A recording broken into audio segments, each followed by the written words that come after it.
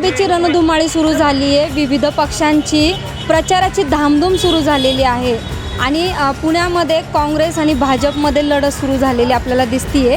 आज पुण्यामध्ये एक वेगळं चित्र प्रचाराचं पाहायला मिळतंय. मनसेच्या पुणे महिला शहराध्यक्ष रुपाली पाटील यांनी एक वेगळा प्रचाराचा मार्ग हाती घेतलेला आहे. त्या रिक्षामध्ये सहकुटुंब फिरून भाजपला मतदान करू नका असं सांगतायत. आपल्याबरोबर रुपाली पाटील आहेत. ताई, काय सांगाल?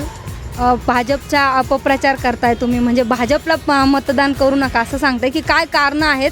भाजपला लोक वैतागली आहेत हे तर आपल्याला दिसतंय, पण तुम्ही असा प्रचार करता, काय सांगा? लक्षात घ्या, भाजपने दिलेली जी काही स्वप्न आहेत, गाजर आहेत, आश्वासन आहेत, ती पूर्ण झालेली नाही आहेत. आत्ता लोकसभेचा जवळ आलेली आहे. पूर्ण पुण्या शहरामध्ये माहोल तयार झालेला आहे. प्रचंड ऊन आहे, पाऊस आहे. मग त्याच्यापासून वाचण्यासाठी आणि आम्हाला जर जगायचं असेल तर आम्ही सहकुटुंब एकत्रित होऊन रिक्षा निवडलेली आहे की जेणेकरून आम्ही जनतेला सांगू की तुम्हाला जर जगायचं असेल, आपल्याला जर जगायचं असेल कुटुंबासकट, तर भाजपला मतदान करू नका. कारण का भाजपनी सर्वसामान्य लोकांचं जीणं हराम केलेलं आहे. बेरोजगारी असू द्या, नोटबंदीच्या माध्यमातून असू द्या, शैक्षणिक असू द्या, पालिकेच्या सुविधातनं असू द्या किंवा केंद्रातल्या सुविधातनं असू द्या, अक्षरशः लोक विटलेली आहेत. आणि ह्या सरकारला मतदान न करणे हे लोकांना आठवणीने सांगणे.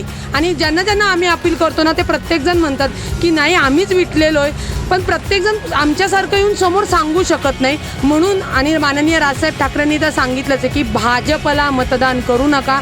त्याच्यात खारीचा वाटा म्हणून मनसे महाराष्ट्र नवनिर्माण सेनेतर्फे मी माझ्या सगळ्या घरातल्यांना एकत्रितपणे गाडीत घेऊन मतदारांना आव्हान करते, निवेदन करते, जर आपल्याला कुटुंबासकट जगायचं असेल तर कृपया भाजपला मतदान करू नका. आपण पाहिलं की विविध छोटे जे पक्ष आहेत ते भाजप हटाव मोहीम हातात घेऊन आता प्रचाराला सुरुवात करत आहे.